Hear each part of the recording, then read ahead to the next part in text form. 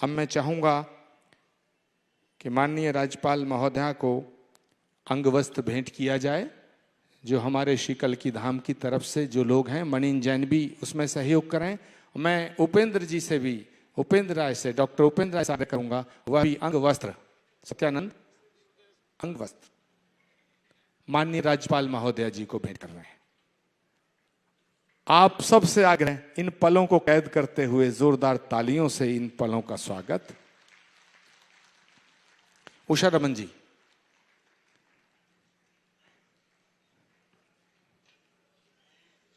जोरदार तालियों से स्वागत।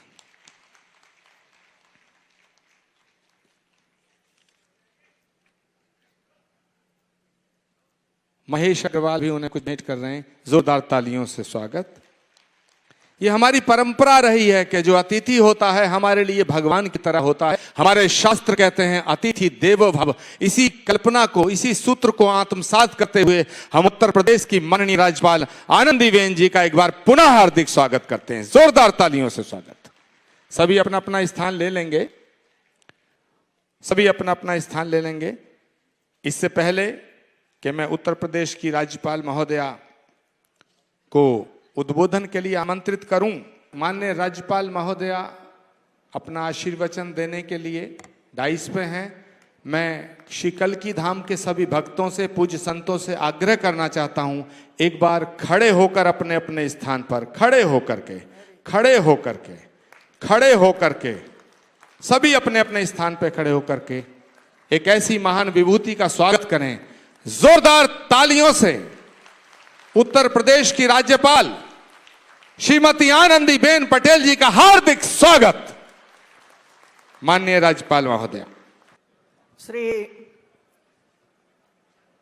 कल्की पीठाधीश्वर आचार्य श्री प्रमोद कृष्ण जी, आदरणीय पूज्य श्री सुधांशी महाराज श्री, बिहार के उप मुख्यमंत्री श्री विजय सिन्हा जी, गोवा के पूर्व मुख्यमंत्री श्री दिगंबर कामत जी, पूज्य साध्वी श्री प्रज्ञा जी, श्री बोनी कपूर जी, श्री जेकी भगनानी जी, श्री मनोज मुत्सर जी, श्री मनीन्द्र जैन जी, सभी पूज्य संतगण,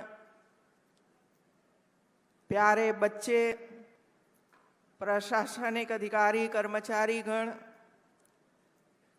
ग्राम प्रधान और उसकी पूरी टीम, कल्की धाम के सभी ट्रस्टी श्रियों, देवी और सज्जनों, आप सबको मेरा प्रणाम।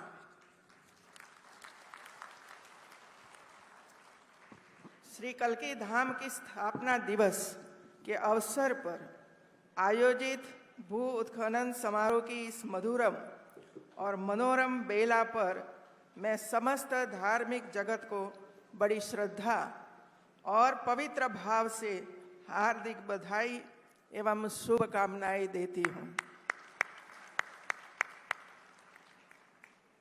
एक साल पहले आदरणीय प्रधानमंत्री जी कल्की धाम की सेवा के लिए इधर पधारे थे और ये पूरा कार्यक्रम मैं उपस्थित नहीं रह पाई थी। इसका कारण ये था कि उसी समय हमारे यूनिवर्सिटी का कॉन्वोकेशन चलता है और जो यूनिवर्सिटी में गोल्ड मेडल प्राप्त करने वाले हमारे छात्र छात्राएं होते हैं उनको हम मेडल देते हैं। तो मैंने इम्पोर्टेंट दिया शिक्षा को, लेकिन उसी समय मुझे पता नहीं था कि जो काम मैं नहीं कर पाई, इसमें उपस्थित नहीं रह पाई, वो काम एक साल के बाद 19 फरवरी को मुझे आना पड़ेगा।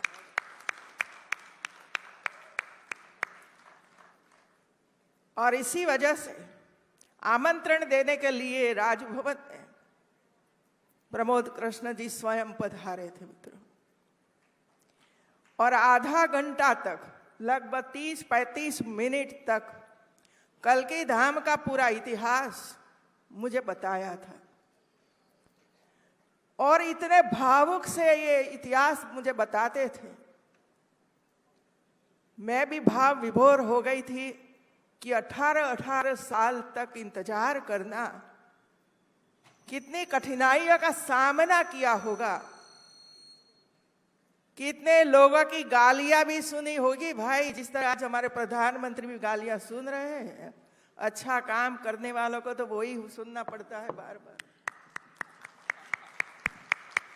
और जब काम पूरा हो जाता है तब ही उसको आशीर्वाद प्राप्त होता है, पहले तो वही होता है। मैं कल्कि धाम के सभी ट्रस्टियों का भी आभार व्यक्त करूंगी कि आप सबने मिलकर सालों तक इसका इंतजार किया नहीं, लेकिन आज करके दिखाया कि हम जो सोचते थे वो ही आज हम कर रहे हैं। और मुझे तो खुशी है कि भाई रामलला का मंदिर अयोध्या में बना। मुझे तो कभी ये सोचा भी नहीं था कि ये गांव में जन्मी एक लड़की रामलला के मंदिर में प्राण प्रतिष्ठा में उपस्थित रहने का अवसर प्राप्त होता है। ऐसा अवसर कभी नहीं मिलता है मित्रों। ऐसे कई अवसर प्राप्त हुए हैं। आज जो अभी आने वाले अवतार हैं और लास्ट अवतार है हमारा, ये कल्कि धाम, सुनते तो थे कल्कि धाम का अवतार होगा, वो होगा, लेकिन कल्कि धाम आया कहाँ है, संबल में, वो पता नहीं था मित्रों। क्योंकि मैं तो इधर से लगभग 800 किलोमीटर दूर रहती थी। तो आज श्री कल्कि धाम निर्माण हेतु आचार्य श्री प्रमोद कृष्णम जी का संघर्ष जो किया है, इसकी मैं सराहना करती हूँ। आज इस धाम का आकार लेता वास्तविक स्वरूप आप ही के परिश्रम की प्रतिफल है। ये परिणाम तब मिला है, आपने संघर्ष किया है, और जो दिल से संघर्ष करता है उसका परिणाम अवश्य मिलता है, फल मिलता ही है। एक वर्ष पूर्व 19 फरवरी 2024 को श्री कल्कि धाम की आधारशिला हमारे देश के प्रधानमंत्री श्री नरेंद्र मोदी जी के कर कमलों द्वारा रखी गई थी। इसलिए आज 19 फरवरी को श्री कल्कि धाम की स्थापना दिवस के रूप में मनाया जा रहा है। अपने आप में बड़े हर्षोल्लास और आनंद का, गौरव का विषय है। श्री कल्कि धाम के स्थापना दिवस के शुभ अवसर पर आज इस दिव्य धाम के निर्माण था भूस्खलन के कार्य का शुभारंभ भी किया जा रहा है, जो खुशी की बात है। भारत की सांस्कृतिक विरासत की समृद्धि के इस अद्भुत कालखंड में यह कार्य न केवल एक भव्य धार्मिक स्थल का शुभारंभ है, बल्कि हमारे देश और समाज की आध्यात्मिक उन्नति की दिशा में एक महत्वपूर्ण कदम भी है। किसी भी धार्मिक या आध्यात्मिक संस्थात्म कल्याण नहीं होता, बल्कि समाज कल्याण एवं संपूर्ण मानवता के कल्याण की कामना होती है। भारतीय सनातन संस्कृति भारतीय समाज का मार्गदर्शन करने के साथ साथ पूरे विश्व को सद्भाव और प्रेम का मार्ग दिखाती है। सनातन संस्कृति के वास्तविक मूल्य जैसे अहिंसा, सच्चाई, करुणा, परोपकार न केवल आध्यात्मिक उन्नति के लिए बल्कि समाज में सौहार्द और प्रेम को स्थापित करने के लिए बहुत ही जरूरी होता है। मुझे बताया गया कि श्री कल्कि धाम के प्रस्तावित सेवा प्रकल्प का मुख्य उद्देश्य सनातन के शाश्वत मूल्यों की पुनर्स्थापना के साथ साथ मानव उत्थान हेतु वैदिक एवं आधुनिक शिक्षा का समन्वय करते हुए एक विशाल आध्यात्मिक विश्वविद्यालय स्थापित करने का भी प्रयास होगा और करेंगे। मित्रों, मुझे आशा है कि श्री कल्कि धाम युग युगांतर तक राष्ट्र के निर्माण में एक महत्वपूर्ण भूमिका निभाने का कार्य करेगा। भारत में युगों से विविध धर्म और संस्कृतियों के बीच सामंजस्य रहा है और इनसे संबंधित संस्थाओं ने राष्ट्र को एक मजबूत सांस्कृतिक आधार दिया है। धार्मिक संस्थाएं शिक्षा और नैतिकता के प्रसार में भी महत्वपूर्ण भूमिका निभाती है। वे न केवल आध्यात्मिक शिक्षा देती है बल्कि समाज में प्रगति और सुधार के लिए बौद्धिक जागरूकता भी बढ़ाती है। उदाहरण के तौर पर गुरुकुल और मठों में प्राचीन भारतीय ज्ञान और विज्ञान का प्रसार हुआ, जो आज भी हमारे समाज की नींव बनते हैं। अनेक मठ और आश्रम शिक्षा, चिकित्सा और अनाथों के लिए आश्रय प्रदान करने के साथ साथ समाज में समरसता और सहयोग का माहौल तैयार करते हैं। श्री कल्की धाम न केवल एक धार्मिक स्थल है बल्कि यह समाज के समग्र विकास का प्रतीक है।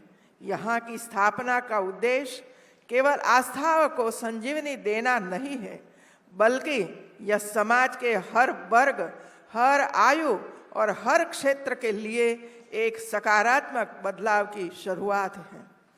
इस धाम में होने वाली कई योजनाओं और पहलों से यह प्रमाणित होता है कि यह स्थान केवल आध्यात्मिकता केंद्र नहीं बल्कि सामाजिक समृद्धि का भी आदर्श बनेगा। इस धाम में प्राथमिक से लेकर उच्च शिक्षा तक के विद्यालय, निर्धनों हेतु उपचार केंद्र, मेडिकल कॉलेज और अस्पताल की स्थापना का लाभ संपूर्ण प्रदेश को मिलेगा, जो निश्चित तौर पर प्रशंसनीय है। मित्रों, मुझे बताया गया कि श्री कल्की धाम उन प्रतिभावों को सिंचित करने का एक मंच होगा जो सुविधाओं के अभाव में वंचित रह जाते हैं।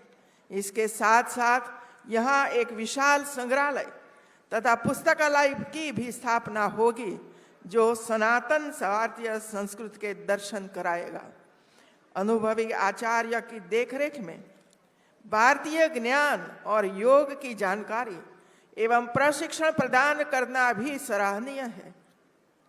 अर्थात श्री कल्की धाम व्यक्ति के समग्र विकास हेतु एक आदर्श केंद्र बनेगा। मुझे विश्वास है कि इस पावन धाम से जुड़े हुए लोग अपने संकल्प पर खरे उतरेंगे और यहाँ से भक्ति, ज्ञान, विज्ञान और सद्भावना की एक नई त्रिवेणी का उद्भव होगा। आचार्य श्री हरि विष्णु के दशम और अंतिम अवसर श्री कल्की नारायण की अवतरण स्थली संभल की पावन धरा पर स्थापित श्री कल्की धाम से आध्यात्मिक उन्नति का मार्ग भी प्रशस्त होगा और समाज में सकारात्मक बदलाव भी आएगा।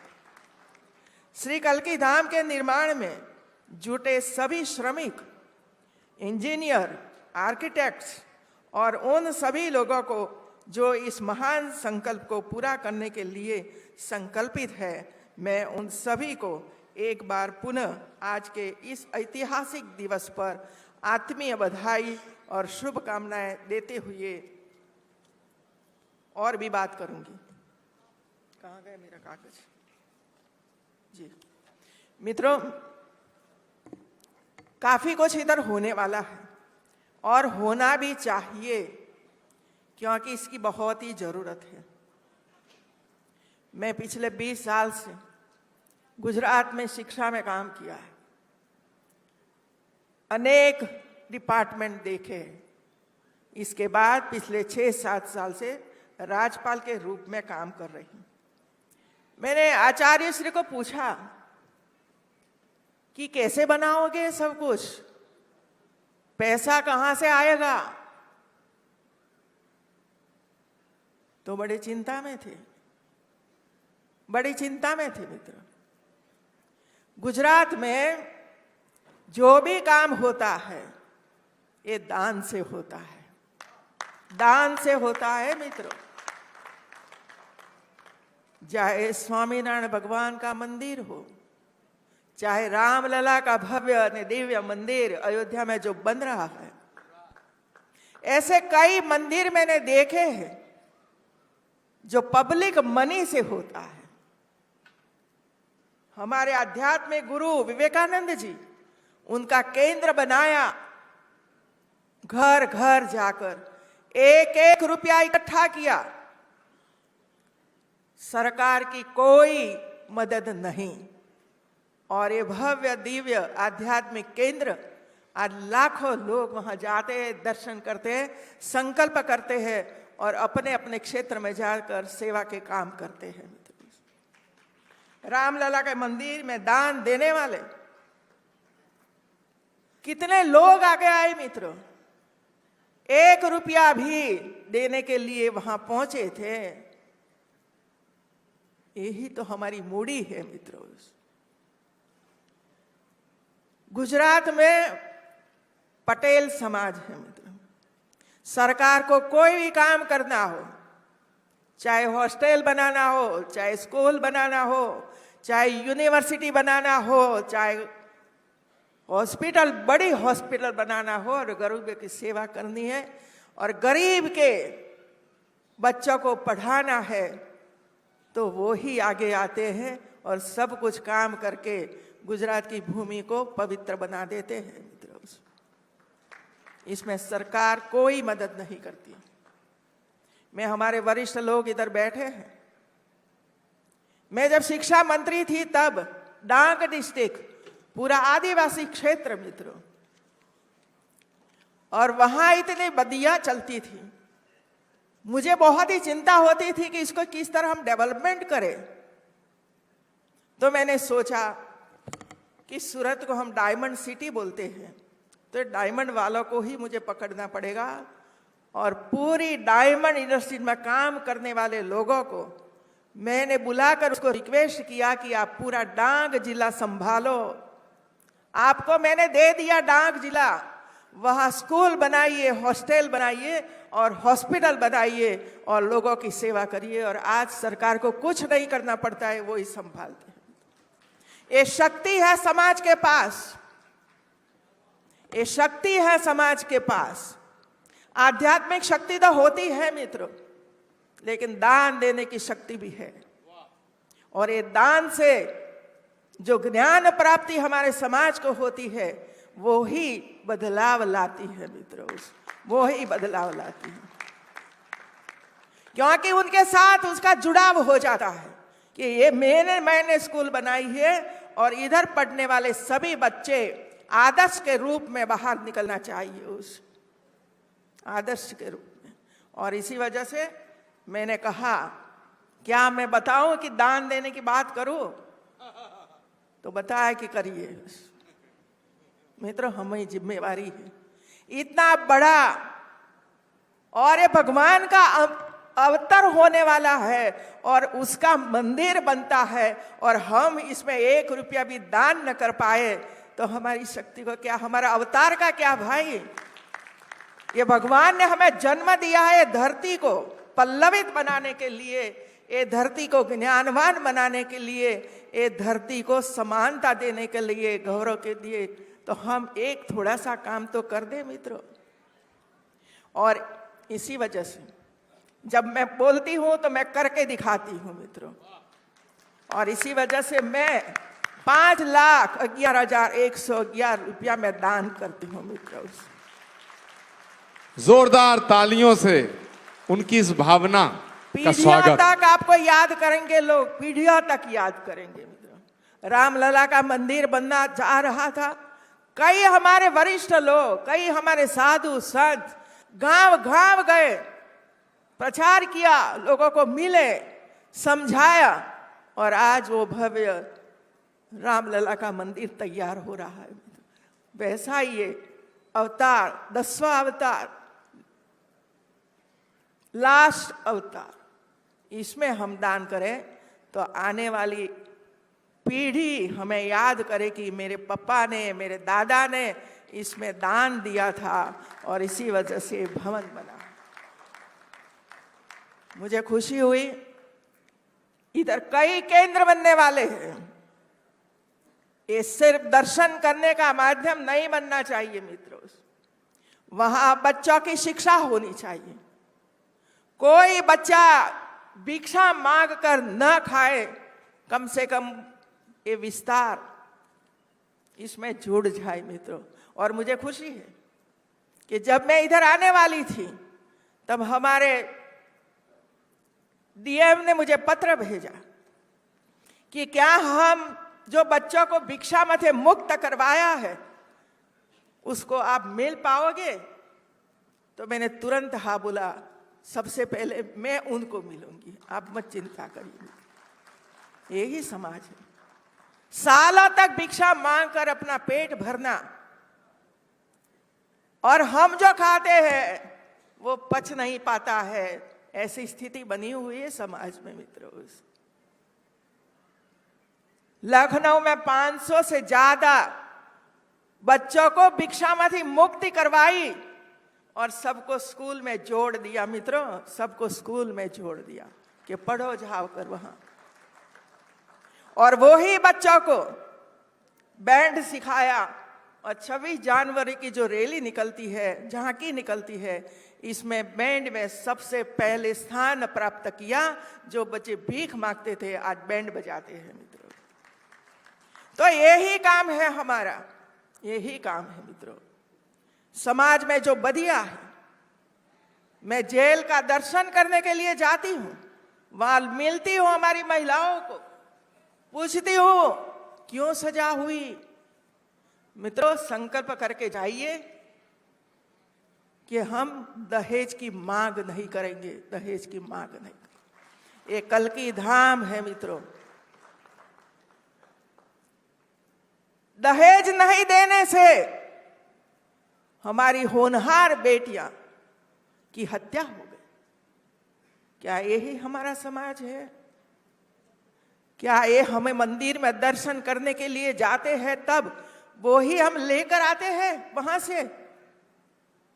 कितनी महिलाओं को मैं मिलती हूं, आंख में आंसू बहाते हैं और इनके साथ 5 साल के, 1 साल के, 2 साल के बच्चे भी जेल में रहते हैं। क्या पाप किया वे बच्चों ने?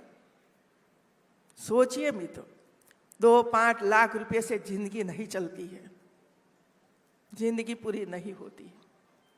जो मिला उसको ही आनंद मानिए और अपना परिवार चलाइए मित्रों। अब मेरे पास रिक्वेस्ट करते हैं कि उनको छोड़िए, उनको छोड़िए, लेकिन जब उसकी हिस्ट्री में पढ़ती हूं, सर हम कई गाजर थोड़े काटते हैं, मूली थोड़े काटते हैं। 11 लोगों की एक साथ हत्या, क्या कर रहे हैं? इतना बड़ा भव्य मंदिर श्री कल्की धाम का बन रहा है। मैं आप सबको रिक्वेस्ट करती हूं कि मत करिए ऐसा मित्रों, मत करिए। होनहार बेटियां पढ़ती है, स्वप्न सेती है, मैं ससुराल जाऊंगी, आनंद से रहूंगी, काम करूंगी और मेरी जिंदगी बिताऊंगी। और वो ही 1-2 साल में प्रभु के धाम में पहुंच जाती है और हम कुछ नहीं कर सकते, कुछ नहीं कर सकते। कायदा कानून तो पेपर पर रह जाते हैं, रूल्स बनाया, संविधान बनाया, लेकिन कागज पर है, हमारी महिलाओं तक तो नहीं पहुंचा है, तो नहीं पहुंचा है। लेकिन दूसरी ओर खुशी भी कि आज हमारी महिलाएं सब बंधन तोड़ के एजुकेशन के क्षेत्र में पहुंच चुकी है और अपना पढ़ने का काम, स्पोर्ट्स का काम, आईटी का काम, सेना में भर्ती होना और देश की सुरक्षा करना, ये आज हमारे प्रधानमंत्री के माध्यम से हो रहा है मित्र। पिछले 10-11 साल आप देख लीजिए मित्रों, और गुजरात में 13 साल मुख्यमंत्री के रूप में मैंने देखा है किसान गरीबों को आगे लेने के लिए कैसे प्रयास होते हैं, किसानों को आगे बढ़ाने के लिए कैसे कैसी योजनाएं बनती थी और धरातल पहुंचे इसका प्रयास होता था। बच्चों के लिए कैसी कैसी स्कूलें चलती थी, आंगनवाड़ी की ओर किस तरह हम देखते थे और वहां आने वाले बच्चों को भोजन मिले इसका प्रबंध होता था। और जो गरीब बच्चे हैं उनको किस तरह हम दूध पिलाते थे हर रोज, हम लोग करते थे मित्रों। वो तो हमारा काम है सब कुछ करने का, लेकिन इसमें समाज भी जुड़ता है मित्रों। ये हमारा दायित्व भी है कि हम जब 10 रुपया कमाते हैं तो 1 रुपया दान में दीजिए, 9 रुपया आपके घर खर्च में करिए, वो ईश्वर आपको बहुत ही शक्ति देगा। मित्रों, आप मदद करिए। इतना बड़ा मंदिर सिर्फ मंदिर नहीं है मित्रों, लेकिन एक सर्वांगी विकास, समाज का, व्यक्ति का एक सर्वांगी विकास करने वाला ये धाम बनने वाला है। मैं तो बहुत ही खुशी व्यक्त करती हूँ कि ऐसे स्थान पर हम सब इकट्ठे हुए और सबकी आस्था इसमें जुड़ी है। चाहे स्टेज पर बैठे हुए सब साधु संत, सामने जो साधु संत बैठे हैं, सबकी शक्ति इसमें जुड़ी हुई है और आपकी शक्ति इसमें जुड़ेगी तो मंदिर नहीं रहेगा, लेकिन एक चेतना का केंद्र बनेगा। आप सबको बहुत बहुत बधाई, धन्यवाद, आभार, जय हिंद।